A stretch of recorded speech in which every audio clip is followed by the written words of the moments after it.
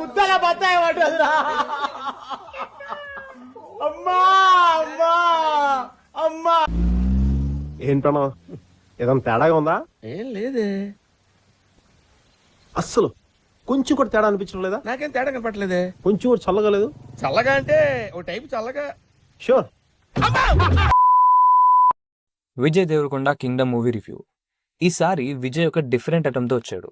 Kingdom pan Indian cinema రేంజ్లో design చేసిన ఈ cinema grand visuals, intense drama and mass ఎలిమెంట్స్తో ఆడియన్స్ని అట్రాక్ట్ చేయాలని ట్రై చేసింది, కానీ రిజల్ట్ అంత సాటిస్ఫైయింగ్ అయితే లేదు.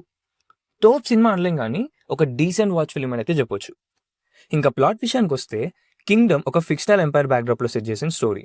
విజయ్ ఇక్కడ ఒక ప్రిన్స్ లాగా, ఒక కానిస్టేబుల్ స్పై లాగా, తన అన్న కోసం ఒక రెబల్ లీడర్ లాగా కనిపిస్తాడు. తన రాజ్యంలో కరప్షన్, బెట్రేల్ వీటన్నిటికీ స్టాండ్ తీసుకొని నిలబడతాడు. ఇది బేసిక్ ప్లాట్. ఇంకా సినిమాలో విజయ్ ఇంకా విలన్గా చేసిన వెంకటేష్ చాలా బాగా పర్ఫార్మ్ చేశారు. బట్ సినిమా అంతా చూసాక స్ట్రిక్ట్లీ డీసెంట్ వాచ్ అనిపించింది. And I'm warning you people, keep your expectations as low as possible.